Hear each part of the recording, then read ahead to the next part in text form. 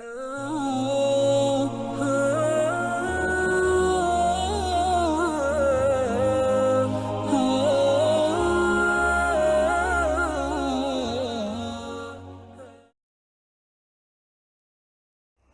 علیکم ورحمۃ اللہ وبرکاتہ نحمدہ ونصلی علی رسولہ الکریم اما بعد اعوذ باللہ من الشیطان الرجیم بسم اللہ الرحمن الرحیم رب اشرح لی صدری ویسر لی امری واحلل عقدۃ من لسانی یفقہوا قولی۔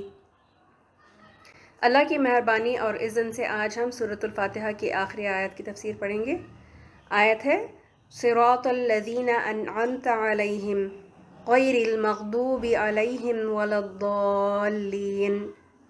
ہمیں ان لوگوں کے راستے پر چلا جن پر تو نے انعام کیا ہے، ان لوگوں کے راستے پر نہیں جن پر تو غضبناک ہوا، اور نہ ان لوگوں کے راستے پر جو بھٹک گئے یا گمراہ ہو گئے۔ اس آیت میں 3 الفاظ کو سمجھنا بے حد ضروری ہے، بہت اہم ہے۔ اللہ نے 3 گروپس میں لوگوں کو تقسیم کر دیا ہے، اور وہ کون سے ہیں؟ پہلا گروہ انعمت علیہم، یعنی جس پر تو نے اپنا انعام کیا۔ دوسرا گروپ مغضوب علیہم، جن پر تو غضبناک ہوا۔ اور تیسرا الضالین، بھٹکے ہوئے لوگ۔ اللہ تعالیٰ نے کن لوگوں پر اپنا انعام کیا ہے؟ یہ انعام یافتہ لوگ کون ہیں؟ اس کی وضاحت سورۃ النساء کی آیت نمبر 69 سے کی جاتی ہے، جس کا ترجمہ ہے، اور جو بھی اللہ تعالیٰ کی اور رسول صلی اللہ علیہ وسلم کی فرما برداری کرے گا وہ ان لوگوں کے ساتھ ہوگا جس پر اللہ تعالیٰ نے انعام کیا ہے، یعنی انبیاء، صدیقین، شہداء اور صالحین یا نیک لوگ۔ یہ بہترین رفیق ہیں، یہ بہترین ساتھی ہیں۔ اس آیت سے پتہ چلتا ہے کہ انعام یافتہ لوگ انبیاء، صدیقین، شہداء اور صالحین ہیں۔ اور ان کا راستہ کون سا تھا جس کو ہم اس آیت میں مانگ رہے ہیں؟ اللہ اور رسول صلی اللہ علیہ وسلم کی فرما برداری کا راستہ۔ اس سے مراد قرآن اور سنت کا راستہ ہے۔ انبیاء علیہم السلام اللہ کے نبی ہیں، آدم علیہ السلام سے لے کر حضور صلی اللہ علیہ وسلم تک۔ سارے انبیاء توحید کا ہی پیغام لے کر آئے تھے اپنی اپنی قوم کی طرف کہ اللہ ایک ہے، صرف ایک اللہ کی عبادت کرنی چاہیے۔ پھر اس لسٹ میں کون ہے؟ صدیقین۔ صدیقین کا مطلب ہوتا ہے نہایت سچے لوگ،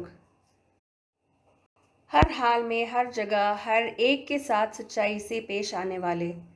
اللہ کے نزدیک سچے لوگوں کا بہت بڑا مقام ہے۔ اس آیت میں دیکھ لیجئے کہ شہداء سے پہلے صدیقین کا لفظ آیا ہے، جس کا مطلب ہے کہ سچے لوگ کا مقام شہید سے بھی زیادہ بڑا ہے۔ صدیقین وہ سچے لوگ ہوتے ہیں جو اپنے معاملات میں، اپنے برتاؤ میں ہمیشہ سیدھا اور صاف ستھرا طریقہ اختیار کرتے ہیں، حق بات کی تصدیق کرتے ہیں، اور انصاف پسند لوگ ہوتے ہیں جو ہمیشہ سچ کا ساتھ ہی دیتے ہیں۔ لیکن اس آیت میں دین کی تصدیق کرنے والوں کو صدیق کہا گیا، اور یہ کون لوگ ہوتے ہیں؟ جو شریعت پر چلتے ہیں۔ جب بھی اللہ کا کوئی بھی فرمان سنتے ہیں، جان لیتے ہیں، تو کہتے ہیں اللہ العظیم نے سچ کہا۔ اور یہ وہی الفاظ ہیں جو ہم قرآن کی تلاوت کے آخری میں کہتے ہیں نا، صدق اللہ العظیم، یعنی اللہ تعالیٰ نے جو کچھ بھی اللہ نے اپنی کتاب میں نازل کیا وہ سچ ہے۔ اور تصدیق کرنے کا مطلب کیا ہوتا ہے؟ سامنے والے کی سچی بات کو کنفرم کرنا، یہ کہہ کر کہ ہاں اس نے سچ کہا، تو یہ ہوتا ہے تصدیق کرنا۔ اسی طرح جب نبی صلی اللہ علیہ وسلم کی کوئی سنت یا کوئی حکم پتہ چلے تو اس کو فوراً اپنانے والے کو بھی صدیق کہا جاتا ہے، اور اسی وجہ سے ابو بکر رضی اللہ عنہ کا الصدیق کا لقب ملا تھا، کیونکہ وہ نبی صلی اللہ علیہ وسلم کی ہر بات کو سچ مان لیتے تھے اور گواہی دیتے کہ نبی صلی اللہ علیہ وسلم نے سچ کہا۔ تو اس سے یہ بات پتہ چلتی ہے کہ جو دین اسلام اور شریعت پر چلنے والے ہوتے ہیں وہی صدیقین ہوتے ہیں۔ چاہے سارے لوگ شریعت کے خلاف ہو جائیں تب بھی وہ دین کے قوانین پر جمے رہتے ہیں۔ اس کے برعکس جھوٹ کبیرہ گناہ ہے، میجر سن ہے۔ حدیث کا مفہوم ہے کہ نبی صلی اللہ علیہ وسلم نے فرمایا، مومن یا مسلمان بزدل ہو سکتا ہے، بخیل یا کنجوس ہو سکتا ہے، لیکن جھوٹا کبھی نہیں ہو سکتا۔ کیوں؟ کیونکہ جھوٹ منافق انسان کی پہلی صفت ہوتی ہے، اور جھوٹے لوگوں کے دلوں میں ایمان نہیں ہوتا، ان کے دل میں کھوٹ ہوتی ہے اور دل صاف نہیں ہوتے۔ ہم سچ بولنے سے کیوں گھبراتے ہیں اور شریعت کو کیوں نہیں مانتے؟ دین کی بات سے زیادہ دنیا کو کیوں ترجیح دیتے ہیں؟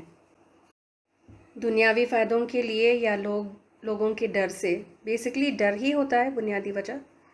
لیکن قیامت کے دن سچے لوگوں کو ان کی سچائی نفع دیتی ہے، اور ایسے صاف دل انصاف پسند لوگوں کو جو ہر معاملے میں قرآن اور سنت کے حساب سے فیصلے کرتے ہیں، ایسے لوگوں کے لیے اللہ نے جنت کا وعدہ کیا ہے۔ اے اللہ ہمیں بھی صدیقین میں شمار کر دے، آمین۔ اس کے بعد شہداء یعنی شہید پر اللہ نے انعام کیا ہے۔ شہید کا اصل معنی گواہ ہے۔ شہید جو اللہ کی راہ میں لڑ کر اپنی جان دینے والے ہوتے ہیں، ان کو بھی شہید اسی وجہ سے کہا جاتا ہے کیونکہ وہ جان دے کر گواہی دیتے ہیں کہ دین اسلام ہی سچا دین ہے، حق ہے۔ اللہ کی راہ میں جان قربان کرنے والوں کو یا گواہی دینے والوں کو شہید کہا جاتا ہے۔ 4 نمبر پر صالحین ہے، جن پر اللہ نے اپنا انعام فرمایا ہے۔ یہ وہ لوگ ہیں جو اپنے خیالات اور عقائد میں اور اپنی نیتوں اور ارادوں میں نیک رویہ رکھتے ہیں۔ قیامت کے دن اگر ہم ان 4 گروہوں کے صفوں کے ساتھ کھڑے ہونا چاہتے ہیں تو قرآن اور سنت کا راستہ اختیار کرنا لازم ہے، کیونکہ انبیاء، صدیقین، شہداء اور صالحین قرآن اور سنت پر ہی قائم تھے۔ اپنی کمپنی اور سوشل سرکلز کا خاص خیال رکھنا چاہیے، کیونکہ انسان اپنے دوست کے دین پر ہی ہوتا ہے اور صحبت کا اثر اس پر پڑتا ہے۔ تو جھوٹے اور بد سیرت، بد کردار، بد اخلاق لوگوں کی صحبت اختیار نہیں کرنی چاہیے۔ جان لیجئے کہ قیامت کے دن ہم انہی لوگوں کے ساتھ اٹھائے جائیں گے جن سے ہمیں محبت ہوگی اور جن کی کمپنی ہمیں اچھی لگتی تھی۔ تو اللہ ہمیں نیک اور انعام یافتہ لوگوں کا ساتھ نصیب فرمائے، دنیا میں بھی اور آخرت میں بھی، آمین۔ جو نیک لوگوں کے راستے کو نہیں اپناتے یا اس کے طریقے پر نہیں چلنا چاہتے تو کیا نقصان ہوگا؟ آیت کے اگلے حصے میں اس کا خلاصہ ملتا ہے۔ غیر المغضوب علیہم ولا الضالین، المغضوب اور الضالین کی کیٹیگری میں جا ملیں گے۔ المغضوب کون لوگ ہیں؟ یہ وہ لوگ ہیں جن پر اللہ غضبناک ہوا، جن پر اللہ کا غضب ٹوٹا، یہ سارے لوگ جو ہیں وہ المغضوب کی کیٹیگری میں آتے ہیں۔ لیکن تفسیر میں بتایا جاتا ہے کہ اس سے مراد یہود ہیں۔ یہود کون ہیں؟ یہ موسیٰ علیہ السلام کے فالوورز ہیں، موسیٰ علیہ السلام کی امت، اور یہ آج بھی باقی ہیں۔ یہ لوگ جوز کے نام سے آج کے دور میں جانے جاتے ہیں۔ یہود نے تورات کی تعلیمات کو اپلائی نہیں کیا، اور تورات وہ کتاب ہے جو موسیٰ علیہ السلام کو ملی تھی۔ یہود نے موسیٰ علیہ السلام کو بھی جھٹلا دیا اور اپنا خود ساختہ دین بنا لیا۔ یہ لوگ تورات کے احکام کی پیروی نہیں کرتے تھے، تو اللہ ان سے بہت ناراض ہوا، اور اسی کا ذکر ملتا ہے اس آیت میں۔ تورات میں بتا دیا گیا تھا کہ یہود کو کہ جب نبی صلی اللہ علیہ وسلم آخری نبی بن کر آئیں گے تو آپ صلی اللہ علیہ وسلم پر ایمان لانا اور نبی صلی اللہ علیہ وسلم کا ساتھ دینا اور آپ صلی اللہ علیہ وسلم کی شریعت کو اپنا لینا۔ لیکن ان لوگوں نے نبی صلی اللہ علیہ وسلم کو پہچان لینے کے باوجود آپ صلی اللہ علیہ وسلم پر ایمان نہیں لائے اور اپنی ہی شریعت کو پسند کیا۔ یہود نے کیوں نہیں مانا رسول اللہ صلی اللہ علیہ وسلم کی رسالت کو یا پھر ان کی نبوت کو؟ حسد کی وجہ سے۔ وہ ایکسپیکٹ کر رہے تھے کہ آخری رسول ان کی قوم میں سے آئیں گے، اسحاق اور یعقوب علیہ السلام کی نسل سے ہوں گے، لیکن اللہ نے اسماعیل علیہ السلام کی نسل میں نبی صلی اللہ علیہ وسلم کو مبعوث فرمایا، بھیجا تھا۔ تو آپ صلی اللہ علیہ وسلم عربی تھے اور یہود عربیوں کو حقیر جانتے تھے، تو ان کو اللہ کا یہ فیصلہ منظور نہیں تھا، نتیجتاً اللہ ان سے ناراض ہو گیا۔ لیکن صرف یہود ہی نہیں تھے جن پر اللہ ناراض ہوا، ابلیس نے بھی اللہ کو غصہ دلایا تھا۔ ابلیس کون ہے؟ جنوں کا باپ ہے، اور یہ بہت عبادت گزار تھا، اللہ کی بڑی تابعداری اور بندگی کرتا تھا، جس کی وجہ سے اللہ نے ابلیس کو فرشتوں کی مجلسوں میں رہنے کی اجازت دی تھی۔ ابلیس نے جب دیکھا کہ اللہ نے انسان کی تخلیق کر کے جنت میں بسانے کا ارادہ کیا ہے، تو وہ حسد اور تکبر میں مبتلا ہو گیا۔ اس نے اللہ کی نافرمانی کی اور آدم علیہ السلام کو سجدہ کرنے سے انکار کیا، تو اللہ کے غصے اور غضب کا شکار بھی ہو گیا، اس کا مستحق ہو گیا۔ ابلیس اور اس کے لشکر کا پہلا وار انسانوں کے عقیدے پر ہوتا ہے۔ وہ ہمیں شرک کی طرف دعوت دیتے ہیں، پھر بدعت کی طرف، پھر حسد اور تکبر کرنے پر ہمیں مائل کرتے ہیں۔ تو اس آیت میں ان کی راہ سے بچنے کی دعا سکھا دی اللہ نے۔ دوسرا گروپ جن کی راہ سے بچنا چاہیے وہ کون ہے؟ الضالین۔ یہ کون لوگ ہیں؟ تفسیر کے لحاظ سے یہ نصارہ ہیں، کرسچنز ہیں، جو اللہ کو 3 in 1 مانتے ہیں یا پھر عیسیٰ علیہ السلام کو اللہ کا بیٹا سمجھتے ہیں۔ ان کے غلط عقیدے کی وجہ سے سیدھے راستے سے وہ گمراہ ہو گئے تھے، لیکن اس سے مراد ہر وہ انسان ہے جو سیدھی راہ سے قرآن اور سنت سے ہٹ جاتے ہیں، تو یہ مشرک اور بدعتی بھی ہو سکتے ہیں۔ مشرک اللہ کے ساتھ دوسروں کی عبادت کرنے والے ہیں، اللہ کے ساتھ شرک کرنے والے، اللہ سے بے وفائی کرنے والے۔ اور بدعتی کون ہوتے ہیں؟ جو نبی صلی اللہ علیہ وسلم کی سنت اور طریقے کو چھوڑ کر خود ساختہ دین بنا کر اس پر چلنے والے ہیں۔ مشرک اور بدعتی اپنے لا علم آباء و اجداد کا طریقہ یا اپنے باپ دادا کے رسم رواج کو ترجیح دینے والے ہیں، اصل دین کو پریفرنس اور امپورٹنس نہیں دیتے۔ تو خلاصہ کیا ملتا ہے؟ اللہ نے اس آیت میں واضح کر دیا کہ صحیح راستہ کون سا ہے اور کس کی پیروی کرنی چاہیے، اور پھر یہ بھی بتا دیا کہ کن لوگوں کی راہ سے اجتناب کرنا چاہیے۔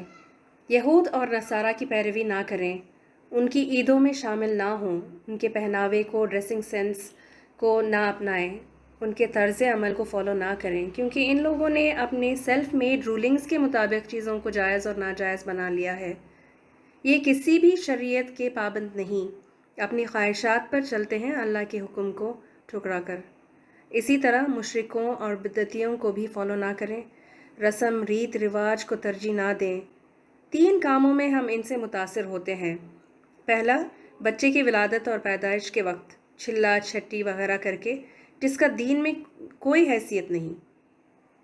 پھر شادیوں میں، اس کا میں آپ کو کیا بتاؤں، سبحان اللہ، آپ خود اس سے خوب اچھی طرح واقف ہوں گے۔ دوسری قوموں سے لے لی ہے ہم نے رسم و رواج کو، اور پھر جب کوئی فوت ہو جائے، میت ہو جائے، تو کافی بدعتوں کو فرض کے درجے پر اپنا لیا ہے ہم نے، اور اتنا ریلیجسلی اس پر عمل کرتے ہیں جیسے کہ یہی صحیح دین ہے، یہی سب کچھ دین اور شریعت میں لکھا ہوا ہے۔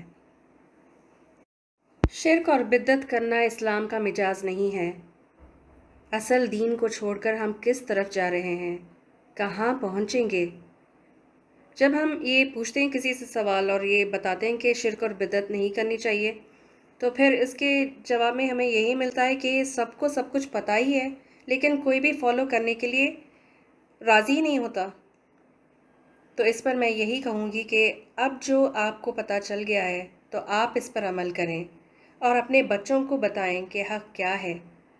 اللہ نے ماں کی زبان میں بہت تاثیر رکھی ہے، تو اپنے ہی گھر سے شروعات کریں، دین کو اپنے گھر کا رواج بنائیں۔ جنت کو اگر اپنی منزل بنانی ہے تو نبی صلی اللہ علیہ وسلم کے طریقے پر چلنا ہوگا، قرآن پر عمل کرنا لازم ہے، اور یہی سیدھا راستہ ہے قرآن اور سنت کا، جس پر انعام یافتہ لوگ چلتے ہیں اور جس کی ہم دعا مانگتے ہیں۔ سوچیں وہ جنت کیا جنت ہوگی جس میں ہمارے اپنے پیارے نہ ہوں۔ تو پوری کوشش کریں دین پر عمل کرنے کی، خود بھی اور اپنوں کو اس پر لانے کی، اور پوری شعور سے اس دعا کو مانگا کریں۔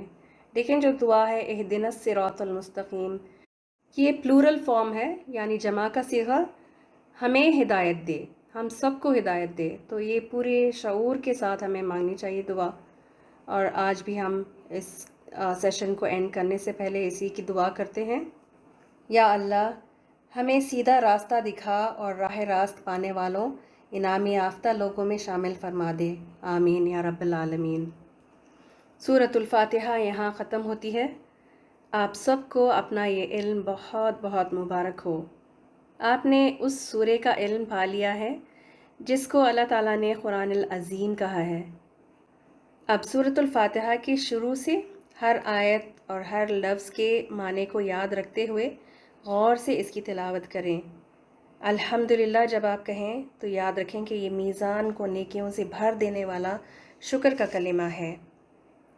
رب جو ہمارے پالنے والا ہے اور نگہبانی کرنے والا، اور جو ہمیں 70 ماؤں سے زیادہ محبت کرنے والا ہے۔ الرحمن الرحیم جس کی رحمت ہم پر ہر دم چھائی ہوئی ہے۔ مالک جو ہم پر ایبسلیوٹ اتھارٹی رکھتا ہے اور جس کے ہاتھ میں ہمارا فیصلہ ہے، جس کے پاس لوٹ کر واپس جانا ہے۔ عبادت جب آپ اس لفظ کو پڑھیں تو ایک اللہ کو یاد رکھیں، ایک اللہ سے وفاداری اور تابعداری کا نام ہے۔ نستعین آپ جب کہیں تو یاد رکھیں کہ یہ شرک بالکل نہیں کرنے کا وعدہ ہم کرتے ہیں، اللہ سے ہی مانگیں گے۔ اہدنا الصراط المستقیم زندگی کی سب سے بہترین دعا ہے، اور آخر میں قرآن اور سنت کا راستہ طلب کرنے کی دعا اور مغضوب اور الضالین سے بچنے کی دعا۔ ان سارے پوائنٹس کو دل میں رکھتے ہوئے سورۃ الفاتحہ کی تلاوت سنیں۔ وآخر دعوانا ان الحمد للہ رب العالمین۔ السلام علیکم ورحمۃ اللہ وبرکاتہ۔ اعوذ باللہ من الشیطان الرجیم، بسم اللہ الرحمن الرحیم، الحمد للہ رب العالمین، الرحمن الرحیم، مالک یوم الدین، إياك نعبد وإياك نستعين، اهدنا الصراط المستقيم، صراط الذين أنعمت عليهم غير المغضوب عليهم ولا الضالين۔